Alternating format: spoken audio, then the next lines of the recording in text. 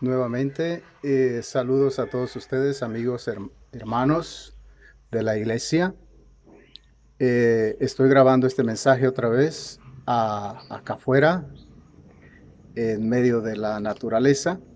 Así que si escuchan los ruidos, los sonidos de pájaros, de animales, de perros, de burros, de caballos, es precisamente por eso, porque estamos acá afuera, grabando para ustedes este mensaje con mucho cariño. Esperamos que esta palabra sea de consuelo y de ánimo para todos ustedes. Así que en estos días somos la iglesia en línea. ¿Quién lo iba a decir? ¿Quién lo iba a pensar? ¿Y quién soy yo y quién es usted para cuestionar si esta práctica es bíblica o no? Lo cierto es que mucho antes que nos sorprendiera la pandemia por COVID-19, millones de cristianos alrededor del mundo ya habían caído presa de las redes.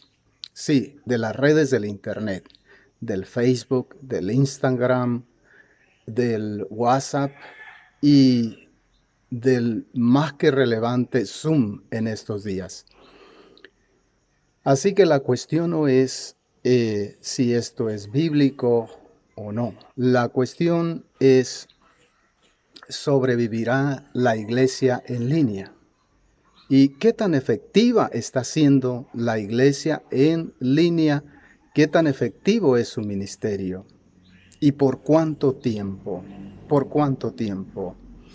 Yo sé que especialmente esta última pregunta inquieta a muchos cristianos que se ponen a pensar qué pasará con la iglesia si después de que termine el confinamiento, la norma principal para evitar la propagación del coronavirus, el distanciamiento social, y que se permita nuevamente a todas las agrupaciones sociales, religiosas, educativas, volver a sus recintos, volverá la iglesia también.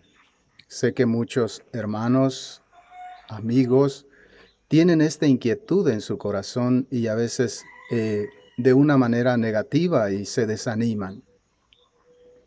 ¿Cuánto tiempo más? ¿Cuánto tiempo más? La verdad es que yo no lo sé. Y la comunidad científica global tampoco puede darnos una respuesta exacta, como decir, para tal fecha termina el confinamiento, el distanciamiento social y entonces sí ya todas las agrupaciones humanas pueden regresar a sus actividades normales, a sus reuniones, incluidas las iglesias.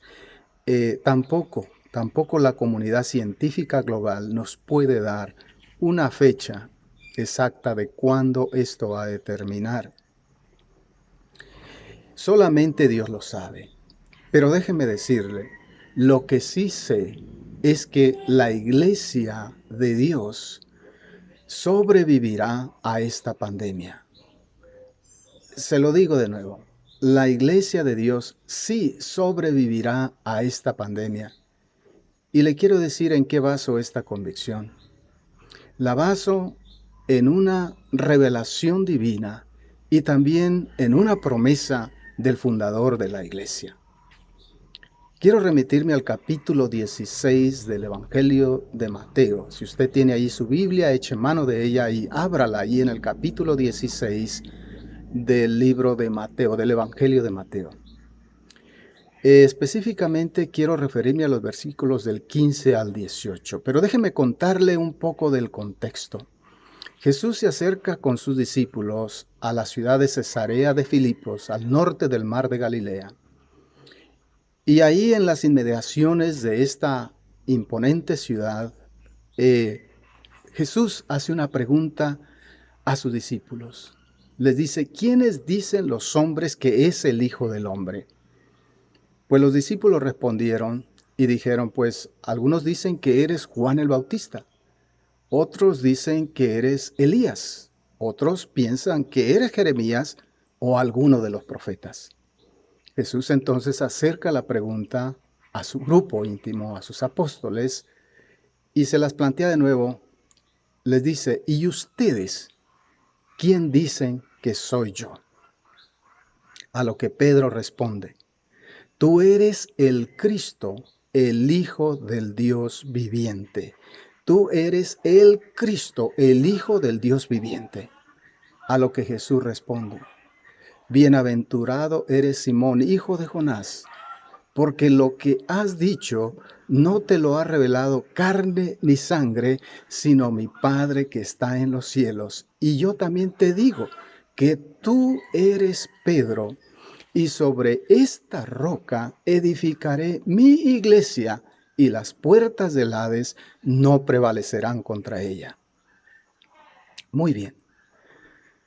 Una revelación divina y una promesa de Jesús me dan la suficiente confianza y esperanza para declarar que esta pandemia no terminará con la iglesia, que la iglesia se sobrepondrá y que la iglesia sobrevivirá a esta pandemia. Basado en esta revelación divina y en esta promesa del fundador de la iglesia, es que la iglesia, a través de las edades, a través de los siglos, desde sus inicios, ha enfrentado con éxito y ha sobrevivido con poder cada uno de los embates y fuerzas que se han levantado en contra de la iglesia. Pero miremos más de cerca esta revelación divina y esta promesa acerca de la iglesia. Bien, le dice Pedro a Jesús: tú eres el Cristo, el Hijo del Dios viviente. La respuesta de la identidad. No es una respuesta que viene desde el origen humano. No es una ocurrencia de Pedro. Es una revelación de Dios. Y Jesús se lo aclara muy bien a Pedro. Esto que has dicho, Pedro, no se te ocurrió a ti, sino que mi Padre que está en los cielos te lo ha revelado. Le decía, esta revelación es de suma importancia porque es la revelación acerca de la identidad del fundador de la iglesia. Le dice: tú eres el Cristo, el Hijo del Dios viviente. El Cristo, que es lo mismo que el Mesías. Cristo y Mesías significan el ungido, el escogido, el elegido de Dios para llevar a cabo su proyecto de redención de la humanidad. Él es el ungido, el rey escogido, el descendiente de David, el de quien hablaron los profetas y los salmos. Pero más importante, Él es la simiente de la mujer. Capítulo 3 del libro de Génesis, que vendría y aplastaría a la simiente de la serpiente, es decir, a Satanás, para abolir la muerte. Él es el segundo Adán. El segundo Adán, no como el primer Adán, que cedió a la tentación, al pecado, y a través de él entró el pecado a toda la raza humana, por cuanto todos pecamos. Él es el Cristo, Él es el Mesías, el escogido de Dios, para llevar a cabo este proyecto de Dios. Él es el descendiente de David según la carne, pero mucho superior y extraordinariamente superior a David. El designado por Dios para establecer el reino de Dios sobre la tierra, para traer hacia sí de todas las naciones de la tierra un pueblo escogido para Dios, que hoy conocemos como la iglesia del Señor. Entonces, no dudemos, tengamos esperanza y confianza, porque esta revelación que nos identifica al fundador de la iglesia es una revelación que viene de parte de Dios, es confiable, es segura. Y fíjense bien lo que Cristo le dice a Pedro. dichoso. No solamente le dice dichoso Pedro, bienaventurado eres porque esto te lo reveló Dios. Has tenido el privilegio de recibir esta revelación de Dios.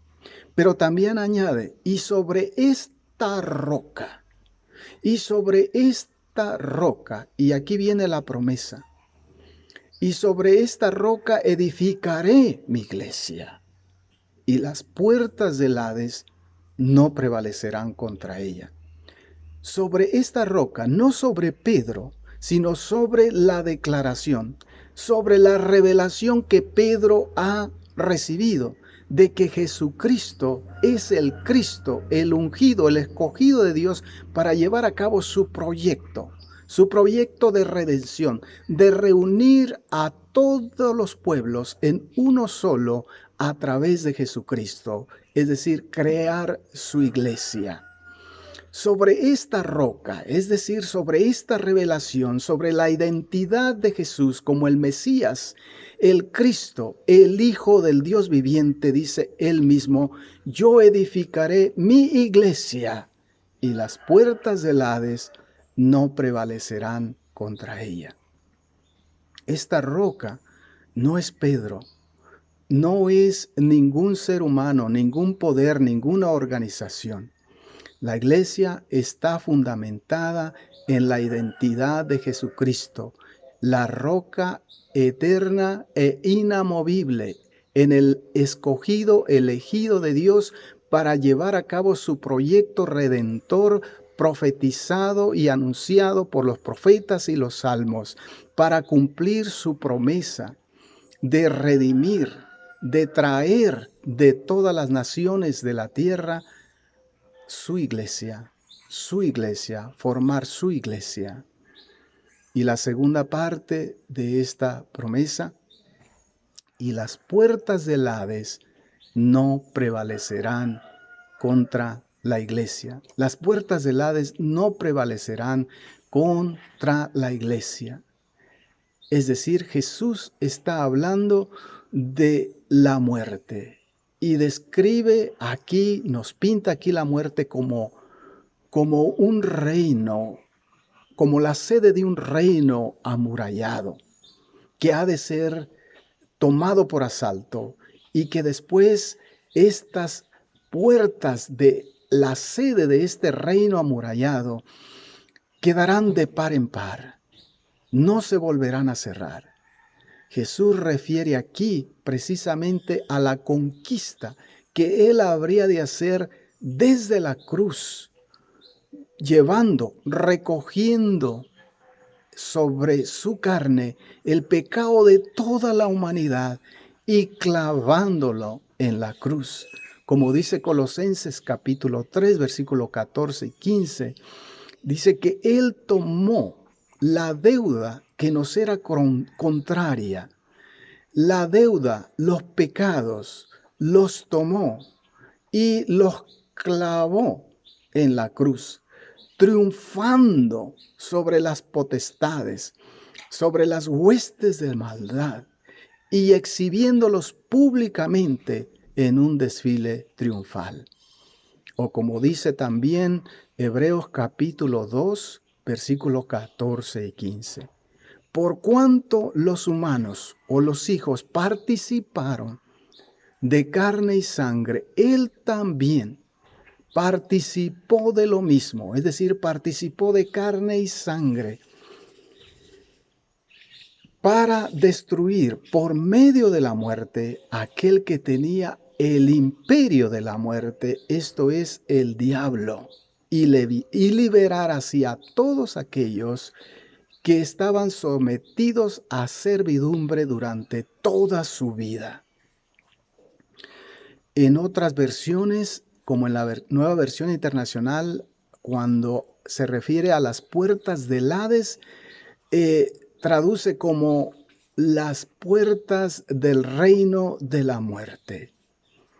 Así que Jesús promete el Mesías, el ungido. Por eso digo que la iglesia prevalecerá en medio de esta pandemia, en base a la identidad del fundador de la iglesia, el Cristo, el Hijo del Dios viviente, y en base a esa promesa que Él ha hecho, que sobre ese fundamento, esa declaración verdadera de que Él es el Cristo, el Hijo del Dios viviente, edificaría su iglesia y que las puertas del Hades, el reino de la muerte, no prevalecería contra ella. Así que Él es el segundo Adán. Él es el segundo Adán que resistió y venció al pecado en la carne y llevó en su carne el pecado de todos nosotros y lo clavó en la cruz. Y de esta manera triunfó sobre el mal.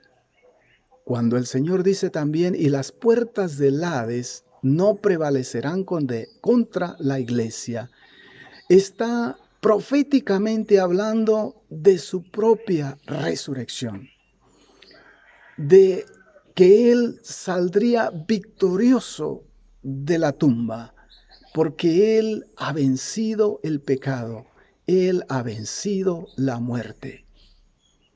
La iglesia comenzó hace más de 2000 años, en aquel Pentecostés, cuando precisamente el apóstol Pedro, al que le fueron dadas las llaves para abrir el reino de Dios, predicó aquel poderoso sermón acerca de la muerte, de la sepultura y la resurrección de Jesucristo, es decir, el mensaje del Evangelio.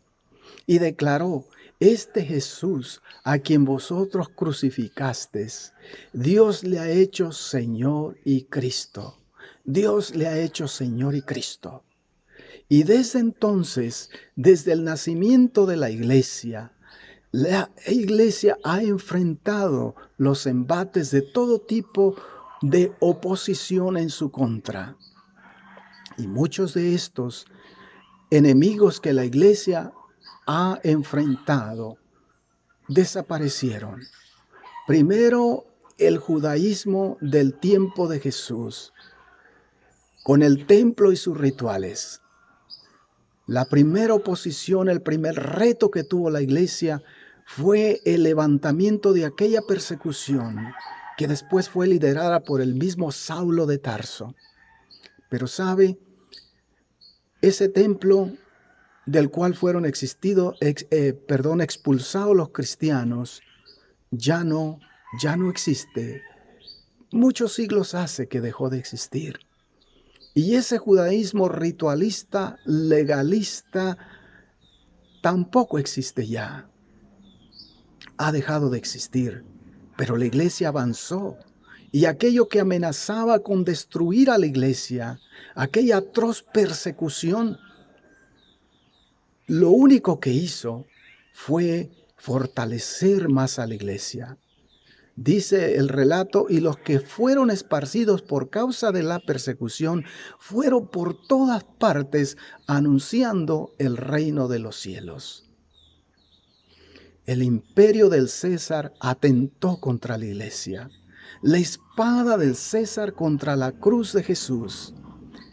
Y al final triunfó la cruz sobre la espada. La cruz, símbolo de victoria sobre la muerte. Triunfó la cruz. Y le digo, la iglesia sobrevivirá también a esta pandemia.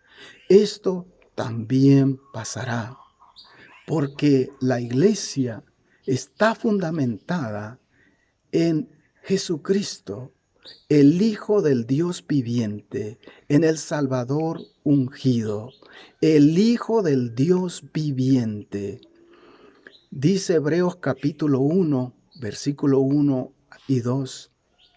Dios, habiendo hablado de muchas maneras en otros tiempos a los padres por los profetas, en estos últimos días nos ha hablado a través del Hijo, a quien ha constituido heredero de todas las cosas y por quien asimismo ha creado el universo.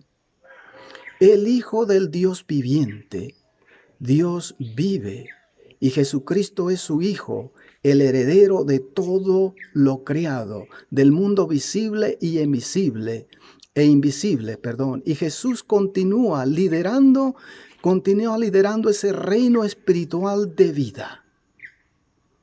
Contrario a los ídolos muertos, Dios es el Dios de la vida.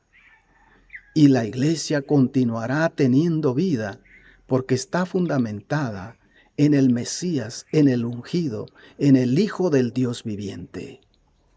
Cuando Pablo llegó a la ciudad de Atenas, capítulo 17 del libro de los Hechos, se enfrentó a los estoicos y a los epicúreos en el Areópago.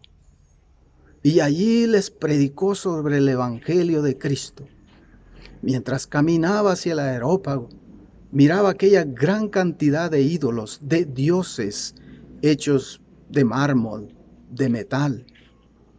Y cuando él comenzó a hablar a su audiencia, a estos filósofos, les dice, noto en todo que ustedes son personas muy religiosas, pues caminando por aquí he visto los altares a diversos dioses, pero también he observado un altar vacío, pero con esta inscripción: al Dios no conocido. Y a partir de allí, él comienza a hablar acerca de este Dios viviente. Y les dice que Él es el que da vida a todo. Él es el creador y el que sustenta todo, porque en Él somos, nos movimos y existimos, porque linaje suyo somos, dice. Así que la iglesia está fundamentada en Jesucristo, el Hijo del Dios viviente, y las puertas del Hades no prevalecerán, porque Jesucristo venció el pecado y Dios lo resucitó y venció la muerte.